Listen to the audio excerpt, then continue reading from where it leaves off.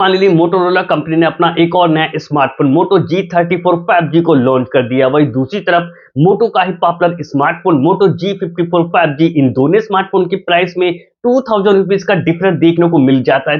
दोनों स्मार्टफोन का अगर परफॉर्मेंस की बात करी जाए, वैसे तो इन दोनों स्मार्टफोन की प्राइस में 2000 रुपीज का डिफरेंस देखने को मिल जाता है, पर अपने अपने प्राइस में इन दोनों स्मार्टफोन में काफी बेटर परफॉर्मेंस देखने को मिल जाता है। क्योंकि एक तरफ मोटो G34 5G में क्वालकॉम स्नैपड्रैगन 695 का प्रोसेसर देखने को मिल जाता है, वहीं दूसरी तरफ मोटो G54 5G में मीडियाटेक का डायमेंसिटी 7020 का प्रोसेसर देखने को मिल जाता है। इन दोनों स्मार्टफोन के अगर अंततः स्कोर की बात करी जाए तो उसमें तो आगे निकल जाता है मोटो G54 5G, क्योंकि मोटो G54 5G का जो अंततः स्कोर निकल के आता है 4,73,000 निकल के आता है। वही दूसरी तरफ मोटो G34 5G का जो अंततः स्कोर निकल के आता है 4,34,000 निकल के आता है। अगर आप लोग भी इन दोनों में से किसी स्मार्टफोन को खासकर गेमिंग के लिए लेने के लिए सोच रहे हो तो इन दोनों स्मार्टफोन के GFX स्कोर यानी गेमिंग स्कोर को जानना बहुत ज्यादा जरूरी है। जब इन दोनों स्मार्टफोन में 30 मिनट तक गेम को प्ले किया गया तो एक तरफ मोटो G54 5G का जो गेमिंग स्कोर निकल के आता है वो 2900 निकल के आता है। वही दूसरी तरफ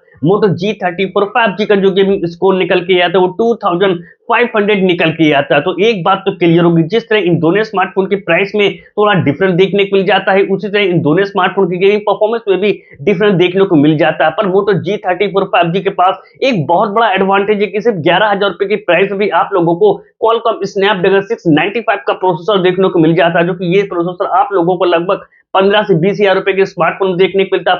पर मोटो G34 5G में ये प्रोसेसर देखने को मिल जाता है, जो कि एक बहुत बड़ा एडवांटेज है। दोनों स्मार्टफोन का अगर डिस्प्ले सेगमेंट की बात करी जाए तो डिस्प्ले की साइज में तो कोई डिफरेंस देखने को नहीं मिलता, पर डिस्प्ले की क्वालिटी में काफी ज्यादा डिफरेंस देखने को मिल जाता है। क्योंकि एक तरफ मोटो G34 5G 6.5 इंच की सिर्फ HD+ IPS डिस्प्ले देखने को मिल जाती है और डिस्प्ले की अच्छी स्मूथनेस के लिए 120 हर्ट्ज रिफ्रेश रेट का सपोर्ट देखने को मिल जाता है। वही दूसरी तरफ मोटो G54 5G में 6.5 इंच की फुल HD+ IPS डिस्प्ले देखने को मिल जाती है और डिस्प्ले की अच्छी स्मूथनेस के लिए 120 हर्ट्ज रिफ्रेश रेट का सपोर्ट देखने को मिल जाता है। दोनों स्मार्टफोन का अगर कैमरा सेगमेंट की बात करी जाए तो दोनों स्मार्टफोन में एक जैसा मेगापिक्सल वाला सेम या अपर्चर का प्राइमरी कैमरा देखने को मिल जाता है। फिर भी कैमरे के मामले में ज्यादा एडवांटेज मोटो G54 5G के कैमरे में देखने को मिल जाते हैं। 50 मेगापिक्सल का मेन प्राइमरी कैमरा मिलता है, जिसका अपर्चर f1.8 अपर्चर देखने को मिल जाता है। बाकी का दूसरा कैमरा 8 मेगापिक्सल का मिल जाता है विद LED फ्लैश लाइट के साथ। और 15,000 रुपीज से कम की प्राइस है मोटो G54 5G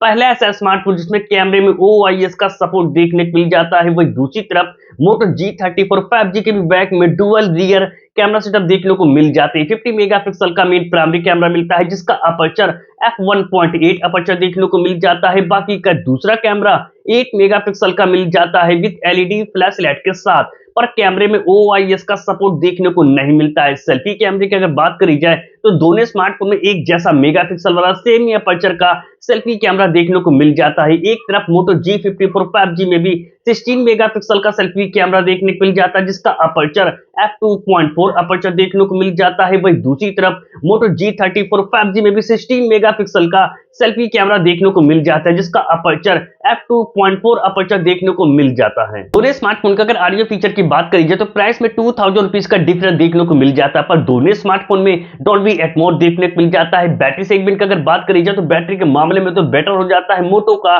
G54 5G 6000 mAh की एक बड़ी बैटरी मिल जाती है। 30 वाट के टर्बो फास्ट चार्जिंग के साथ USB Type-C पोर्ट का सपोर्ट देखने को मिल जाता है। वही दूसरी तरफ मोटो G34 5G में 5000 mAh की बैटरी देखने को मिल जाती है। 20 वाट के टर्बो फास्ट चार्जिंग के साथ USB Type-C पोर्ट का सपोर्ट देखने को मिल जाता है। सिक्योरिटी फीचर के लिए दोनों स्मार्टफोन में साइड माउंटेड फिंगरप्रिंट सेंसर देखने को मिल जाते हैं। तो अब बात करी जाए कि दोनों में से कौन सा स्मार्टफोन आप लोगों के लिए बेस्ट है। मोटो G34 5G का पास एक बहुत बड़ा एडवांटेज है कि आप लोगों को 11,000 रुपीज की प्राइस में भी क्वालकॉम स्नैपड्रैगन 695 का प्रोसेसर देखने को मिल जाता है। क्योंकि मोटो G34 5G का जो बेस वेरिएंट है वो 4GB रैम के साथ आता है, उसका प्राइस 10,999 रुपए। और इस प्राइस में अगर देखा जाए तो मोटो G34 5G पहला ऐसा स्मार्टफोन जिसमें क्वालकॉम स्नैपड्रैगन 695 का प्रोसेसर देखने को मिल जाता है। तो जो लोग कम प्राइस में एक अच्छा 5G गेमिंग स्मार्टफोन लेने के लिए सोच रहे हो तो उनको मोटो G34 5G की तरफ जाना चाहिए। पर अगर आप लोग 15,000 रुपीज से कम के प्राइस में एक अच्छे गेमिंग प्रोसेसर के साथ साथ एक अच्छा OIS वाला कैमरा स्मार्टफोन लेने के लिए सोच रहे, बेस्ट क्वालिटी की डिस्प्ले के साथ, बिग बैटरी के साथ साथ ज्यादा फास्ट चार्जिंग के साथ, तो आप लोगों को Moto G54 5G की तरफ जाना चाहिए। वैसे तो ये दोनों स्मार्टफोन अपने अपने प्राइस में बेस्ट है।